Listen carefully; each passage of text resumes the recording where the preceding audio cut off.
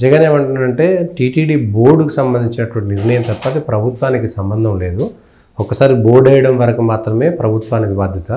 ప్రతిదీ అక్కడ కొనుగోలులు ఏ కొనుగోలు చేసినా శనగపిండితో సహా పాలు నీళ్లు ఏది కొనాలన్నా ఏది అమ్మాలన్నా ప్రతిదీ తిరుమల తిరుపతి దేవస్థానం బోర్డు ఆమోదం లేకుండా ఏది జరగదు. ఆ బోర్డులో కేంద్ర మంత్రులు బీజేపీ కేంద్ర మంత్రులు సిఫారసు చేసినటువంటి వాళ్ళు కూడా అందులో ఉన్నారు. చంద్రబాబు నాయుడు వేసినటువంటి ట్రాప్లు ఎందుకంటే ఏవైతే వచ్చిందో ఆ ల్యాబ్ రిపోర్టు అది వాడకముందే ల్యాబ్ రిపోర్టు తీసుకుంటారు. సో ల్యాబ్ రిపోర్టు వాడిన తర్వాత అయితే తీసుకోరు, ముందే దాన్ని తిప్పి పంపేశారు. చంద్రబాబు నాయుడు హయాంలో 16 సార్లు నాణ్యత లోపించిందని తిప్పి పంపారు. మా హయాంలో కూడా అంతే జరిగింది తప్ప కావాలని ఒక బురద చల్లేటువంటి ప్రయత్నం చేసి భక్తుల మనోభావాలతోటి ఆటలాడుకుంటున్నాడు చంద్రబాబు నాయుడు అనేటువంటి దానిపైన ఎట్లా మనం చూడొచ్చు. ఈరోజు తిరుమల తిరుపతి దేవస్థానం బోర్డు టీటీడీ బోర్డు ఏదైతే ఉందో అది స్వయం ప్రతిపత్తి కలిగి ఉన్నదనేటటువంటి విషయం వాస్తవమే. అంతవరకు ఓకే.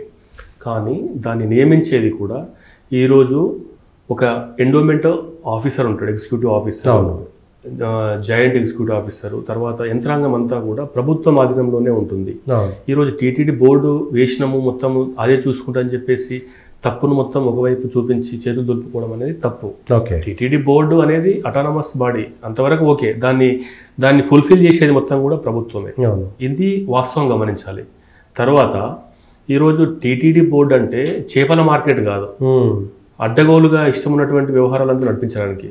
ఇప్పుడు టీటీడీ బోర్డు చూసుకున్నదంటే టీటీడీ బోర్డు ఎవరు? స్వయానం ఇచ్చింది ఆయన ఏదో ఆధ్యాత్మిక స్వామి కాదు, ఒక భక్తుడు కాదు, హిందూ జీవన విధానాన్ని అవలంబించేటటువంటి ఒక ధార్మిక వ్యక్తి కూడా కాదు. రెండో విషయము, ఈరోజు అందులో ఉన్నటువంటి బోర్డు సభ్యులందరూ కూడా రాజకీయ నిరుద్యోగులకు ఒక వేదికగా మారింది అంతే. ఏ స్వామీజీ లేడు, ఆధ్యాత్మికవేత్త లేడు, భక్తిభావంతో కొనుక్కున్నటువంటి వెంకటేశ్వర స్వామి యొక్క భక్తులు లేరు అక్కడ. అంత మాత్రాన అది చూసుకుంటారని చెప్పేసి వదిలేయడం అనేది మహాపాపం. ఒకవేళ ఆ విధంగా స్టేట్మెంట్ ఇచ్చినట్లయితే తప్పును ఒప్పుకున్నట్టే మేము భావిస్తాం. ఎందుకోసం అంటే టీటీడీ బోర్డు అనేది గవర్నమెంట్ నియమించేటటువంటి ఒక వ్యవస్థ అంతే. కాబట్టి ఆ విషయంలో దాన్ని ఏమి హైకోర్టు సిట్టింగ్ జడ్జి నియమిస్తలేడు, రాష్ట్రపతి నియమిస్తలేదు, ఈ యొక్క ఆంధ్రప్రదేశ్ ప్రభుత్వమే దాన్ని నియమిస్తుంది. కాబట్టి అక్కడ ఆంధ్రప్రదేశ్ ప్రభుత్వంలో పనిచేసేటువంటి ఎగ్జిక్యూటివ్ ఆఫీసరే అక్కడ ఈఓ ఉంటారు. ఇది వాస్తవం గమనించాలి.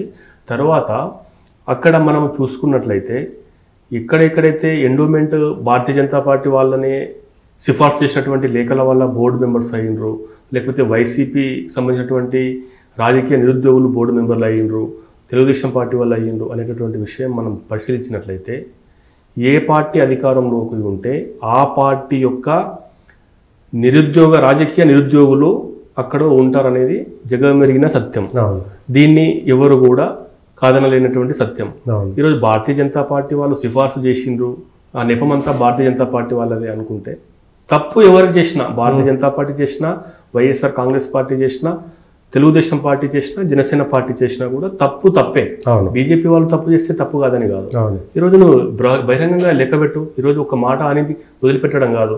ఈ ఫలాని హోంమంత్రి అమిత్ షా గారి సిఫార్సు వల్ల ఈ వ్యక్తికి మేము బోర్డు మెంబర్గా అపాయింట్ చేసినాం. ఈరోజు నరేంద్ర మోదీ ప్రధానమంత్రి సిఫార్సు వల్ల ఈరోజు టీటీడీ చైర్మన్ మేము అపాయింట్ చేసినామని చెప్పేసి మాట్లాడండి. ఏదో బురద జల్లేటటువంటి ఒక కార్యక్రమంలో బీజేపీ వాళ్ళు సిఫార్సు చేసినామని తప్పంతా దాన్ని కప్పిపుచ్చుకున్నటువంటి వ్యవహారం అనేది ముమ్మాటికి ద్రోహం. ఆ యొక్క వెంకటేశ్వర స్వామి యొక్క పరమ పవిత్రతను దెబ్బతీసేటటువంటి కుట్ర ఎప్పటికీ కూడా దాన్ని ఒప్పుకోము. ఈ యొక్క వెంకటేశ్వర స్వామి భక్తులు ప్రపంచంలో ఉన్నటువంటి దాదాపు 200 కోట్ల హిందువులకు సంబంధించిన అంశము అది. ఈరోజు భారతీయ జనతా పార్టీ చేసినా, వైసీపీ చేసినా, టీడీపీ చేసినా, జనసేన చేసినా, పార్టీలు ఏవైనా కావచ్చు, హిందువుల యొక్క మనోభావాలకు సంబంధించిన అంశము. ఈరోజు కలియుగ దైవం దాదాపు కొన్ని లక్షల సంవత్సరాలు ఈ యొక్క లోకాన్ని సుభిక్షంగా ఉంచి లోక కళ్యాణం కోసము, ప్రజలందరి సంక్షేమం కోసం పాటుపడేటటువంటి స్వామివారు వెంకటేశ్వర స్వామి, కలియుగ దైవం. ఆ దైవానికే ఈరోజు అపచారం జరుగుతూ ఉంది. ఈ అపచారం రాజకీయ ముసుగులో జరుగుతూ ఉంది. కాబట్టి ఈ ముసుగు తొలగిపోవాలి. తప్పు చేసినటువంటి దోషులు ఎంతటి వారైనా సరే శిక్ష విధించాలని చెప్పేసి మేము విశ్వ హిందూ పరిషత్గా డిమాండ్ చేస్తున్నాము.